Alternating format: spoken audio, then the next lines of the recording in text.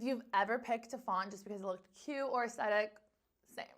But before you go and pair it with another font, there's a few things that you need to know if you want them to look good together. But the best part is you don't have to spend any money on fonts. You can access thousands for free in Adobe Express, the quick and easy app to create on-brand content.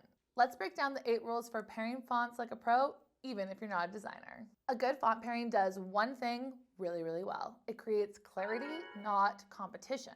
You don't want fonts that are fighting for attention. Instead, they should complement each other and create contrast and hierarchy, which I'm gonna show you how to do in this video. Which brings me to rule number 2, fonts need contrast and roles, not just vibes. Contrast is what makes a design interesting and it guides the eye. So try mixing a bold and a light font or a serif and a non-serif font. If that's overwhelming, don't worry because Adobe Express has you covered by suggesting font pairings for you thanks to smart recommendations from Adobe Fonts. Now we talked about how pairing a serif and a sans serif font together is a good way to create contrast, but what does that even mean? Well, there's 2 main font families that you'll see everywhere, serif and sans serif. Serif fonts have little feet or decorative strokes at the end of letters, like the popular fonts Times New Roman, Georgia, Garamond. They're often seen as traditional and elegant and trustworthy, which is why you'll often see them in books, newspaper, or high-end editorial magazines. Now, sans serif fonts are fonts that are sans the feet, or without the feet.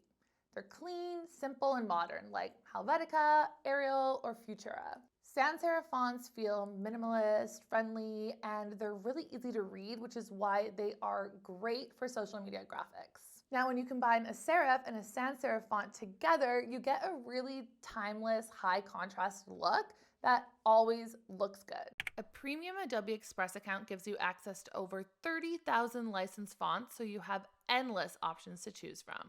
But how many fonts should you use? One of the biggest mistakes that you can make is having too many fonts on the same page. When it comes to fonts, less is more. You want to stick to 1 or 2 fonts max. You can maybe use 3 if you feel like you really know what you're doing and each font has a clear role, which brings us to font hierarchy.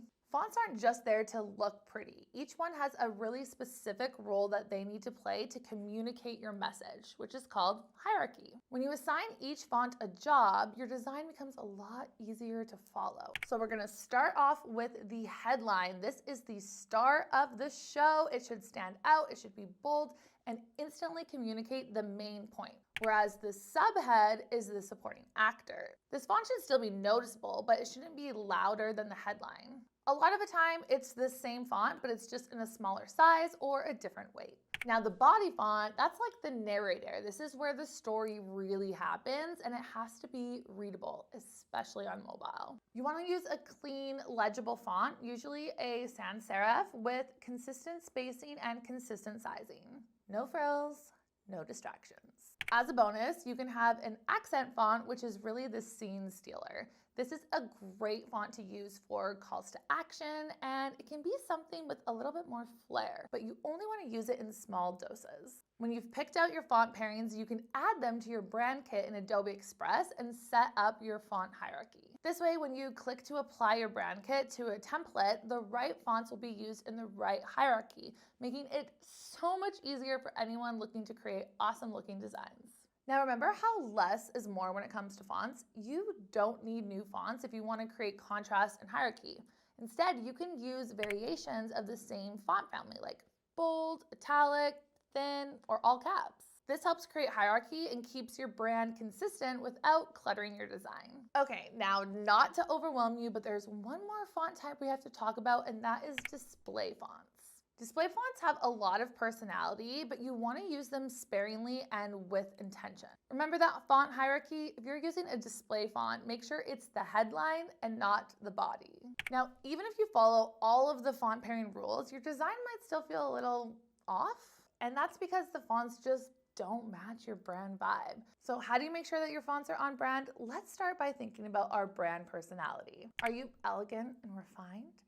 Try a serif with high contrast and thin strokes, something that you would see in a high fashion magazine. Or are you playful and approachable? Go for a rounded sans serif or a handwritten font that feels friendly and fun. Are you modern and techie? Look for a clean geometric sans serif that says startup energy without trying too hard. The goal isn't just to look good, it's to look like your brand. Okay, now the final rule is that you need to make sure that your fonts are readable at every size, especially small sizes. If you can't read your text on mobile, your design's not working. You want to use clean, legible fonts, especially for carousels, stories, or other social media graphics. You want to avoid tiny scripts or decorative fonts in the body text, and your fonts shouldn't be too light or too small. Even if it's trendy to have super small text, it's not accessible for everyone. Fonts can make or break your content, but once you know how to pair them together, everything else just clicks. Try Adobe Express for free and start building your brand with thousands of fonts that stand out and look super professional. And don't forget to subscribe to our channel for more design tips like this. I'm Taylor Lorette, and we'll see you next time.